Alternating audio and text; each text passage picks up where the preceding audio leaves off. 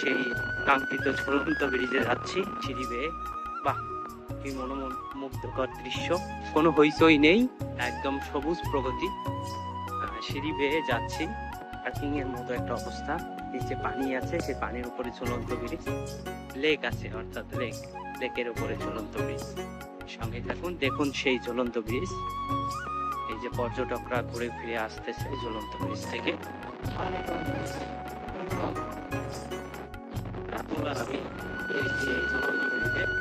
সামনে সেই ঝুলন্ত ব্রিজ চলে এসেছি।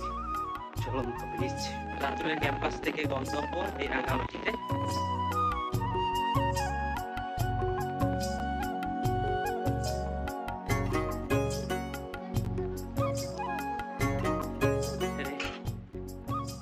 আমরা এখন ঝুলন্ত ব্রিজে অবস্থান করতেছি।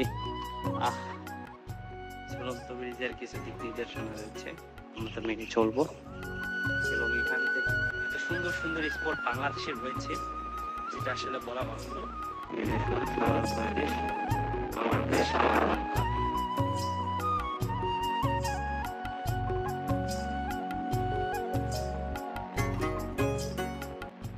টাকা পয়সা আজকাল আছে, কালকে নাই, তাহলে আপনারা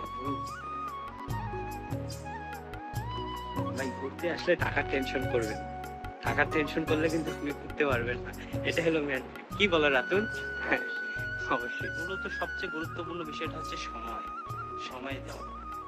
আসলে আমাদের সময় হয়ে ওঠে না। চাইলে টাকা ম্যানেজ করা যায়, আপনি যেভাবেই পারেন না কেন টাকা ম্যানেজ করতে পারেন, আপনি যে মন থেকে চান, কিন্তু সময় হয়ে ওঠে না পারিপার্শ্বিকতাটা। তাই পারিপার্শ্বিকতাকে এড়িয়ে আপনারা ঘুরতে আসবেন এরকম স্পটে।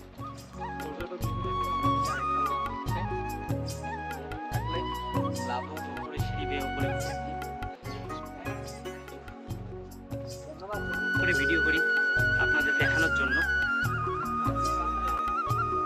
উপরে উঠে বেশ কিছু দোকানপাট দেখতেছি, পর্যটকরা এখানে আশেপাশে ঘুরতেছে।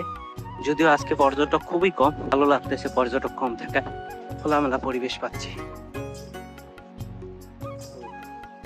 শান্ত শীতল পরিবেশ প্রাণ কেড়ে নেয়। প্রকৃতির এই অপরূপ দৃশ্য কাকে না মোহিত করে। আমরা বারবার ছুটে যাই প্রকৃতির পানে। প্রকৃতি কখনো করে না বঞ্চনা বন্দনা, তাই আবারও এসলাম প্রকৃতির পানে।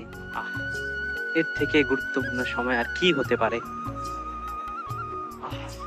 প্রাণ কেড়ে নেয় বাংলার এই অপরূপ প্রাণ, আমাকে বারবার মোহিত করে।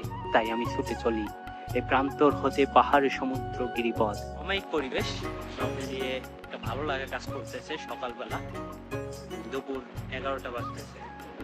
আমি ছোটবেলায় একবার আসতেছিলাম, তখন আর জিনিসটা দুলতেছে না, আগের থেকে আরো হার্ড করছে। আগে দুলছিল না, আগে দুলছিল। এই যে পাহাড় দেখতেছেন, এই যেগুলো হচ্ছে সব পাহাড়, এগুলো হচ্ছে সব পাহাড়, এগুলো হচ্ছে সব পাহাড়। দারুণ মজা লাগতেছে। আসলে উপস্থিত না থেকে প্রকাশ করা সম্ভব নয়, তাই এখানে উপস্থিত থেকে আমি অনুভূতি প্রকাশ করতেছি আপনাদের।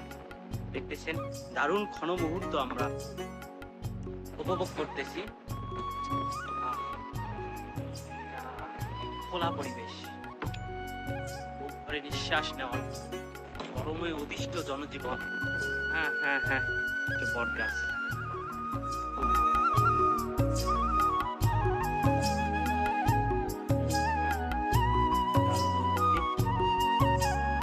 খাচ্ছি,